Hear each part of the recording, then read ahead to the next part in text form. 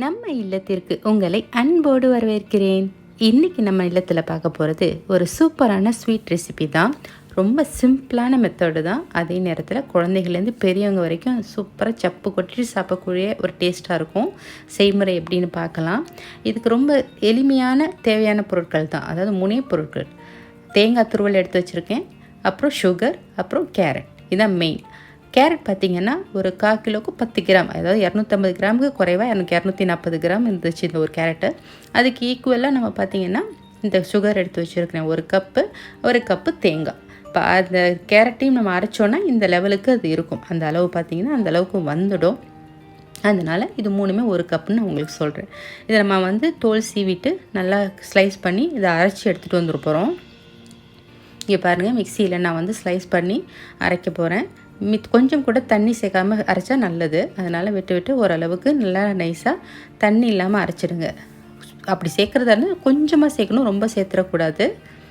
இப்போ நம்ம சேர்த்து அரைச்சிட்டு வந்தாச்சு, தண்ணி இல்லாத கெட்டியாக அரைச்சாச்சு. அதுக்கு ஈக்குவலாக தேங்காய் இருக்குது, சுகரும் இருக்குது. இப்போது நம்ம செய்முறைக்கு போயிட வேண்டியது தான். வீட்டில் இருக்கிற பொருளை வச்சுக்கிட்டே எவ்வளோ சூப்பராக சுவையான ஒரு ஹெல்த்தியான ஸ்வீட் செய்ய போகிறோங்கிறத பார்க்க போகிறோம். இப்போது ஒரு பேன் எடுத்து வச்சுருக்கேன், அகலமான பேன். இதில் நான் ஒரு 3 டேபிள் ஸ்பூன் அளவு நெய் ஊற்றிருக்கேன். அது சூடு வந்ததும் நம்ம தேங்காவை கொட்டி நம்ம மீடியம் ஃப்ளேம்லேயே வச்சு நம்ம வாசம் வர நம்ம வதக்கிக்க போகிறோம். நிறம் அப்படி ப்ரௌன் கலரும் அது மாதிரிலாம் மாறிடாமல் பார்த்துக்கோங்க. அது மாதிரி மாறாமல் ஓரளவு அந்த வாசம் வரும் இல்லையா, அந்த வதங்க ஒரு வாசம், தேங்காய் நல்லா அழகான சூப்பரான வாசம் வரும். அந்த வாசம் வர வரைக்கும் நல்லா வதக்கிங்க. அந்த ஈரப்பசையும் போய் கொஞ்சம் உதிரியாகவும் ஆகிடும். அந்த ஸ்டேஜ் வரைக்கும் நம்ம இதை வறுத்துக்க போகிறோம். கொஞ்சம் கைவிடாமல் அது வறுத்துட்டோன்னா ஒரே மாதிரி சீராக இருக்கும், நிறம் மாறாது. இப்போ பார்த்தீங்கன்னா நல்லா வாசம் வர ஆரம்பிக்குது. இந்த ஸ்டேஜில் நல்லா அந்த ஈரப்பசையும் போயிடுச்சு. இப்போ நம்ம அந்த கேரட்டை நம்ம கொட்டி அதுவும் பச்சை வாசனை போகிற அளவுக்கு நம்ம 1 கலரை சேர்த்து நம்ம கிளற போகிறோம். அந்த தேங்காயும் கேரட்டும் நல்லா மிக்ஸ் ஆகிடும். அதே நேரத்தில் அந்த கேரட் நல்லா சூடு ஏறி கொஞ்சம் வெந்த மாதிரியும், அதே நேரத்தில் அந்த பச்சை வாசனை போயும் இருக்கும். அந்த அளவுக்கு நம்ம அதை வதக்கிக்கலாம். அடுப்பு மீடியம் ஃப்ளேம்லேயே இருக்கட்டும், அப்போ தான் நல்லாயிருக்கும். ஒன்று சேர அது வதங்கி அந்த வாசம் நல்லா வந்ததுக்கப்புறம் தான் நம்ம சுகர் சேர்க்க போகிறோம். செய்முறை ரொம்ப சுலபம். இந்த வீடியோவை ஸ்கிப் பண்ணாமல் முழுசாக பாருங்கள். இப்போ பாருங்கள், நல்லா அந்த கேரட்டோட ஈரப்பசை அதுவும் போய் அந்த கேரட்டோட அந்த பச்சை வாசனையும் போய் ஒரு நல்ல ஒரு லேசான ஒரு வாசம் வர ஆரம்பிக்குது. இந்த ஸ்டேஜில் தான் நம்ம சுகர் சேர்க்க போகிறோம். ரொம்ப அதுக்கு நேச்சுரல் கலர் இருக்கிறதுனால இதுக்கு கலர் பவுடர்லாம் தேவையே கிடையாது. இப்போ பாருங்கள், சுகர் நான் சேர்த்தாச்சு. இந்த சுகர் எடுக்கிறதுக்கும் ஒரு சிட்டிகை, ஒரு 2 சிட்டிகை அளவு உப்பு சேர்க்கலாம். எப்போதுமே நம்ம ஸ்வீட்டுக்கு உப்பு சேர்ப்போம் இல்லையா, அந்த மாதிரி இதுலேயும் கொஞ்சம் நம்ம உப்பு சேர்க்க போகிறோம். சேர்த்தோன்னா அந்த ஸ்வீட் எடுத்து கொடுக்கும். நல்லா கிளறிக்கங்க.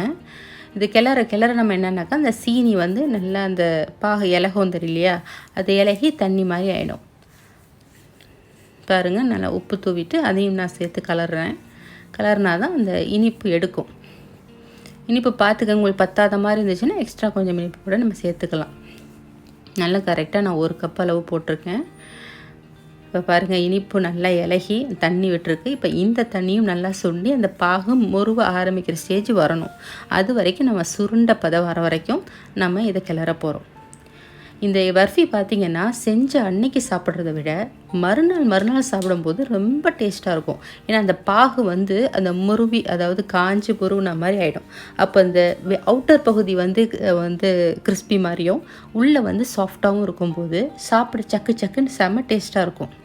இப்போ பாருங்கள், அந்த ஈரப்பதமும் சுண்ட ஆரம்பிக்குது. இந்த ஸ்டேஜில் நான் வாசத்துக்கு ஏலக்காய் போட்டு தூவிக்கிறேன். அவ்வளோதான், வேறு எதுவுமே இல்லை. அந்த ஃப்ளேவர் பார்த்திங்கன்னா லேசான அந்த கோகோனட் வறுத்த வாசம், அப்புறம் அந்த கேரட்டோட மைல்டான ஸ்மெல்லு, அப்புறம் இந்த ஏலக்காய் ஸ்மெல்லு. அவ்வளோதான். இந்த பர்ஃபிக்கு ரொம்பவே டேஸ்ட்டாக இருக்கும். எல்லாருக்குமே ரொம்ப பிடிக்கும். ஒரு பார்ட்டிக்கோ, ஒரு ஃபங்க்ஷன் நேரத்துலையோ, இல்லை நம்மளே சும்மா செஞ்சு வச்சு கூட சாப்பிட்லாம், குழந்தைங்களுக்கு கொடுக்கலாம். இப்போ பாருங்கள், நல்லா இப்போ சுருண்டு வரணும், அவ்வளோதான். அதாவது அந்த பாகு அந்த முருகுனா மாதிரி அது இப்படி கிளறி இப்படி திருப்பி விடும்போது வெள்ளையாக படிஞ்ச மாதிரி வரணும். இப்போ பாருங்கள், ஆல்மோஸ்ட் எனக்கு முடிகிற ஸ்டேஜுக்கு வந்துச்சு. இது இப்போ திருப்பும் போது பாருங்கள், அப்படியே அது வெள்ளை அப்படி தெரியல உங்களுக்கு. முடிஞ்ச அளவுக்கு நான் கேப்சர் பண்ணியிருக்கேன். இப்போ இந்த ஸ்டேஜ் வந்துருச்சு. நான் இதை கொட்டி வந்து சமப்படுத்துறதுக்கு ஒரு கேக் பேனில் தான் எடுத்திருக்கேன். கேக் பேனில் நெய் நல்லா தடவி, இது நான்ஸ்டிக் தான் இருந்தாலும் நல்லா நெய் தடவி அதில் வச்சுருக்கேன். நீங்கள் எதில் பரத்துறீங்களோ அதில் நெய் தடவி வச்சுக்கோங்க. இப்போ நான் அடுப்பு ஆஃப் பண்ணிட்டேன். இதை வந்து நான் அதில் கொட்டி நான் பரத்த போகிறேன். இது வந்து நம்ம பரத்தி விட்டுட்டு நம்ம வந்து நட்ஸ் வேணுங்கிற தூவிக்கலாம். இல்லை நட்ஸ் வேணும்னா இதுலேயே நீங்கள் கொட்டி கூட அதுக்கப்புறம் நீங்கள் பரத்தலாம். அது நம்ம இஷ்டம்தான். இப்போ கொட்டும் போதே உங்களுக்கு தெரியும்னு நினைக்கிறேன். அந்த ஒரு வெள்ளை கலரில் அந்த பாகுபடிஞ்சாப்பில் இருக்குது பாருங்கள், அதுதான் பதம். நல்லா அழுத்தி விட்டுருங்க. அப்போ தான் நல்லா செட் ஆகும் இல்லையா, ஆறி நல்லா செட் ஆகணும். அதனால் நல்லா அழுத்தி விட்டுட்டு இப்போ அவசரத்துக்குன்னா ஒரு ஃப்ரிட்ஜில் வச்சு ஒரு 2 மணி நேரத்தில் எடுத்து நீங்கள் பீஸ் போட்டுக்கலாம். இல்லை நீங்கள் வந்து மரமரன்னாக்கா ஒரு ஹாஃப் டே அப்படியே விட்டுருங்க. விட்டுட்டு அதுக்கப்புறம் நம்ம ஸ்லைஸ் பண்ணி எடுத்து ஒரு டப்பாவில் கூட போட்டு வச்சுக்கலாம். இப்போ பாருங்கள், நான் நட்ஸ் இப்போ தான் தூவுறேன். நல்லா அழுத்தி விட்டுட்டு நட்ஸை தூவி நான் ஃப்ரிட்ஜில் இருந்து வந்து வீடியோக்காக எடுத்ததுனால நான் ஃப்ரிட்ஜில் அப்படியே கொஞ்சம் நேரம் செட் பண்ணி வைக்க போகிறேன். அதுக்கப்புறம் நம்ம பீஸ் போட்டு எப்படி இருக்குன்னு காட்டுறேன். நான் ஏற்கனவே சொன்ன மாதிரி இதை வந்து நீங்கள் பீஸ் போட்டு ஒரு டப்பாவில் நல்லா எடுத்து வச்சுட்டு மறுநாள் சாப்பிட்டு பாருங்கள். அப்போ தான் ரியல் டேஸ்ட்டே, இந்த பர்ஃபியோட ரியல் டேஸ்ட்டே ஃப்ளேவரே நமக்கு விளங்கும். செஞ்சப்போ சாப்பிட்றதுக்கும் அந்த மறுநாள் சாப்பிட்றதுக்கும் நல்ல டிஃப்ரென்ஸ் இருக்கும். இப்போ இது வந்து நான் செட் பண்ணி வைக்க போகிறேன். இப்போ செட் பண்ணியாச்சு. 2 மணி நேரத்துக்கு மேலே ஆயிடுச்சு. கிட்டத்தட்ட 3 மணி நேரம் இருக்கும். இதை நான் வெளில எடுத்து இப்போ நான் பீஸ் போட போகிறேன். பீஸ் போட்டுட்டு தான் நான் எடுத்து வைக்க போகிறேன். கொஞ்சம் பிச்சு பிச்சுப்பு இருக்க தான் செய்யும். அன்றைக்கி செஞ்ச அன்னைக்கு பார்த்திங்கன்னா அந்த பிச்சு பிச்சுப்பு கொஞ்சம் இருக்கும். அதுக்கப்புறம் தான் மறுநாள் தான் அந்த முருவி இருக்கும், சுகர் வந்து முருவி இருக்கும். முருவும் போது தான் அவுட்டர் லேயர் வந்து உங்களுக்கு மாதிரி கிறிஸ்பியாகவும் இன்னரில் வந்து உங்களுக்கு சாஃப்டாகவும் இருக்கும். அது வந்து அந்த நல்லா சக்கு சக்குன்னு அந்த டேஸ்ட்டே வந்து செமையாக இருக்கும். பீஸ் போட்டு நான் எடுத்து காட்டுறேன் பாருங்கள். இப்போ கொஞ்சம் சாஃப்டாக தான் இருக்குது பாருங்கள். இது நான் 2 மணி நேரம் ஃப்ரிட்ஜில் வச்சு எடுத்தது. இந்த சாப்பிடும் போது இதுவும் டேஸ்ட்டாக இருக்கும். இது ஒரு வித டேஸ்ட்டு. வச்சு சாப்பிடும் போது இன்னும் ஒரு டேஸ்ட்டு. வேறு வெளியிலேயே வைக்கலாம். இதை ஃப்ரிட்ஜில் தான் வச்சு ஸ்டோர் பண்ணணும்னு அவசியம் இல்லை. 5 நாள் வரைக்கும் வெளில வச்சாலும் கெடாது. ஆனால் 5 நாள் வரைக்கும் இருக்காது. அதுதான் உண்மை. இதோட டேஸ்ட்டு பார்த்திங்கன்னா சீக்கிரமே சரியாக போயிடும். அதுவும் நான் இப்போ கொடுத்த அளவுக்கு பார்த்திங்கன்னா ஒரே நாளே சரியாக போயிடும். இந்த ஸ்வீட்டை நீங்களும் ட்ரை பண்ணி பார்த்துட்டு எப்படி இருந்துச்சுன்னு கமெண்ட்ஸில் அவசியம் சொல்லுங்கள். இந்த வீடியோ உங்களுக்கு ரொம்பவே பிடிச்சிருக்குன்னு நான் நம்புகிறேன். ரொம்ப சிம்பிளான ரெசிபி இல்லையா, அவசியம் செய்ய முடியும், எல்லாராலும் செஞ்சு பார்க்க முடியும். உங்கள் ஃப்ரெண்ட்ஸ் கூடயும் இதை ஷேர் பண்ணிக்கோங்க.